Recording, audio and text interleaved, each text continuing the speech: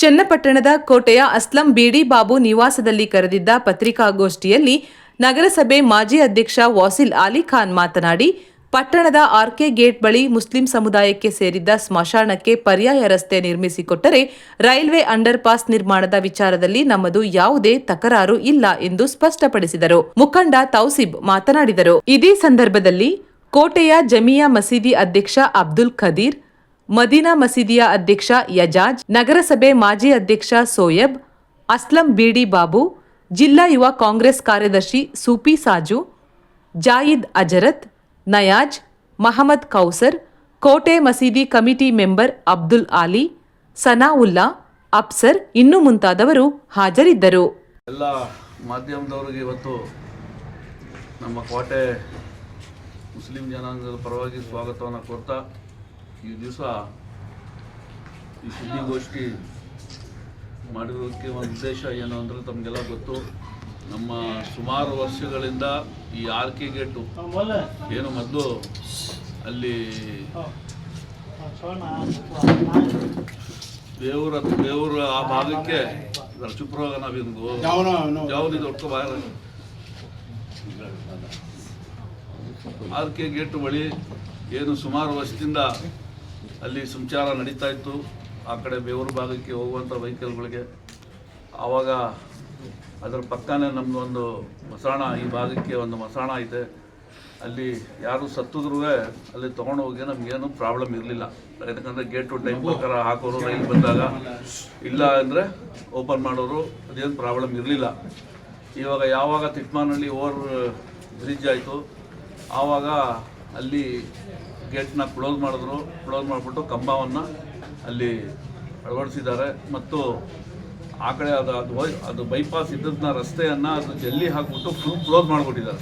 ಅದೇನು ಯಾರು ಆ ಕಡೆ ಬರೋಕ್ಕೂ ಆಗಲ್ಲ, ಹೋಗೋಕ್ಕೂ ಆಗಲ್ಲ, ಅಷ್ಟು ಇದಾಗ್ಬಿಟ್ಟಿದೆ ಅಲ್ಲಿ.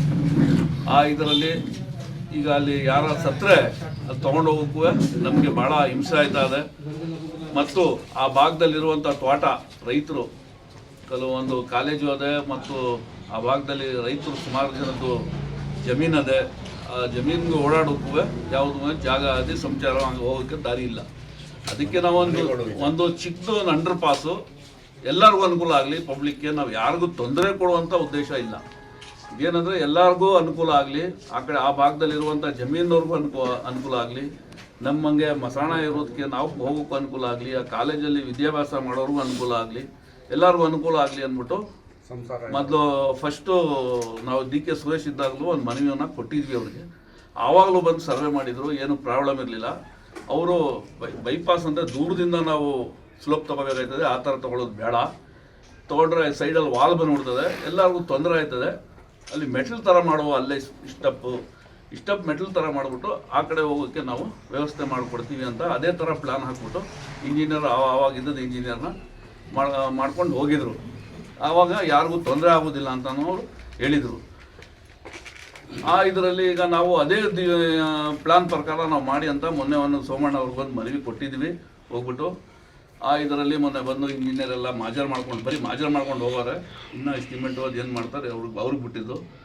ಅಷ್ಟು ಬೇಗ ಕೆಲವರು ನಮ್ಮ ಸ್ನೇಹಿತರು ಮತ್ತು ಯಾಕಂದರೆ ಈ ಭಾಗದಲ್ಲಿ ನಾವು ಸುಮಾರು ವರ್ಷದಿಂದ ಒಂದು ರೀತಿ ವಿಶ್ವಾಸದಿಂದ ಬಾಳ್ತಾ ಇರುವಂಥ ಇದು ಕೋಟೆ, ಯಾವುದೋ ಒಂದು ಸಣ್ಣ ಘಟನೆ ಇಲ್ಲದೇ ಯಾವುದು ಯಾವಾಗ ಅಂತ ಕೋಮು ಗಲಭೆ ಟೈಮಲ್ಲೂ ಇಲ್ಲಿ ಯಾವುದೋ ಒಂದು ಅನಾಹುತ ಆಗಲಿಲ್ಲ. ಅಷ್ಟು ಪ್ರೀತಿ ವಿಶ್ವಾಸದಿಂದ ಇಲ್ಲಿ ಬಾಳ್ಕೊಂಡು ಬರ್ತಾಯಿದ್ದೀವಿ. ಅದರಲ್ಲಿ ಕೆಲವರು ನಮಗೆ ತೊಂದರೆ ಆಯ್ತದೆ, ಇಲ್ಲಿ ಬೇಕಾಗಿಲ್ಲ, ಬರೀ ನಮ್ಮ ಒಂದು ಸಮಾಜಕ್ಕೆ ಅದು ಬೈಪಾಸ್ ಮಾಡ್ತಾ ಇದ್ದಾರೆ ಅಂತ ಒಂದು ಆರೋಪನ ನಾನು ನಿನ್ನೆ ಮಾಧ್ಯಮದಲ್ಲೂ ನಾನು ನೋಡಿದೆ, ಸೋಷಿಯಲ್ ಮೀಡಿಯಾದಲ್ಲೂ ನಾನು ನೋಡಿದೆ. ಇದು ಇಲ್ದಿರೋದು ಸುದ್ದಿನ ಸೃಷ್ಟಿ ಮಾಡಿದ್ದಾರೆ. ಯಾಕಂದರೆ ಇದು ಎಲ್ಲರಿಗೂ ನಾವು ಯಾರಿಗೂ ಪರವಾಗಿ ನಾವು ತೊಂದರೆ ಕೊಡಬೇಕಂತ ಆ ಉದ್ದೇಶದಿಂದ ನಾವು ಅದು ಬೈಪಾಸ್ನ ನಾವು ಬೇಡಿಕೆ ಮಾಡ್ತಾಯಿಲ್ಲ.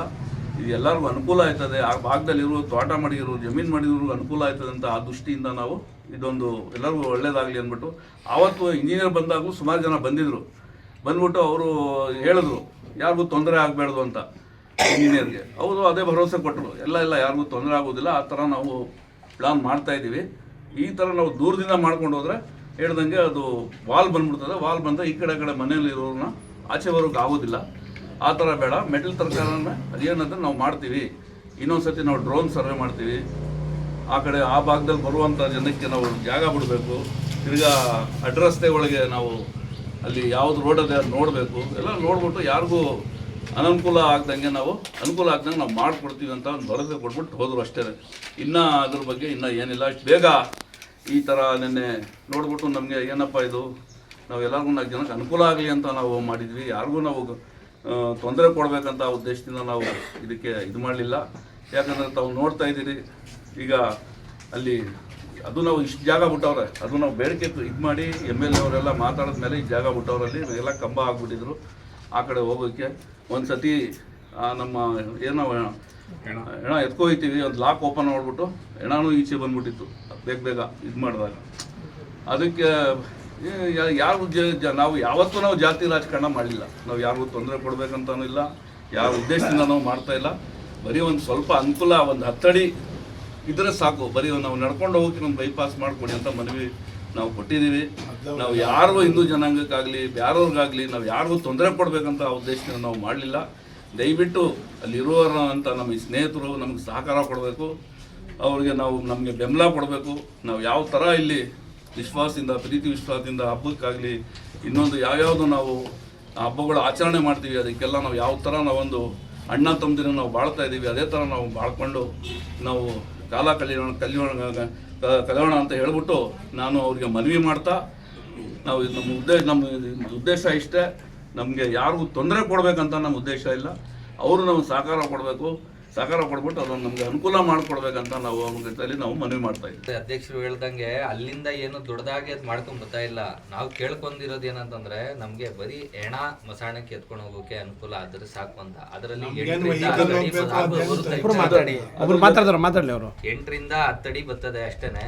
ನಾವು ಏನ್ ಮನವಿ ಮಾಡ್ತಾ ಇದೀವಿ ಅಂತಂದ್ರೆ, ನಮ್ಮ ಅಧ್ಯಕ್ಷರು ಹೇಳ್ದಂಗೆ ಎಲ್ಲರೂ ಅಣ್ಣ ತಮ್ಮದಿರು ಎಲ್ಲ ಒಟ್ಟಿಗೆ ಬಾಳಿದೀವಿ, ಒಟ್ಟಿಗೆ ಜೊತೆಲಿದ್ದೀವಿ. ಕೆಲವೊಂದು ಸಂದರ್ಭದಲ್ಲಿ ಆ ಕಡೆ ಇರೋರೇ ನಮ್ಮ ಹತ್ರ ಬಂದಿದ್ರು, ಯಾಕ್ರಿ ನಿಮ್ದಲ್ಲಿ ಮಸಾಣ ಇಲ್ಲ ಏನೋ, ನೀವು ಬನ್ನಿ ನಮ್ಮ ಜೊತೆಲಿ ನಿಂತ್ಕೊಳ್ಳಿ, ಅಲ್ಲಿ ರೋಡ್ಗೆ ನಾವು ಫೈಟ್ ಮಾಡ್ತೀವಿ ನಿಮ್ಮ ಜೊತೆಲಿ ಅಂತ. ಆ ಸಂದರ್ಭದಲ್ಲಿ ಅವರೇ ಬಂದಿದ್ರು. ನಿನ್ನೆ ಯಾಕೆ ಈ ಸ್ಟೇಟ್ಮೆಂಟ್ ಕೊಟ್ಟಿರೋ ಗೊತ್ತಿಲ್ಲ. ಅದಕ್ಕೆ ನಮ್ಮದು ಏನು ಮನವಿ ಅಂತಂದರೆ, ನಾವೊಂದು ಚಿಕ್ಕದಾಗೆ ರಿಕ್ವೆಸ್ಟ್ ಮಾಡ್ಕೊಂಡಿದ್ದೀವಿ, ಮಾಡಿಕೊಡ್ತೀವಿ ಅಂತ ಹೇಳಿದ್ದಾರೆ.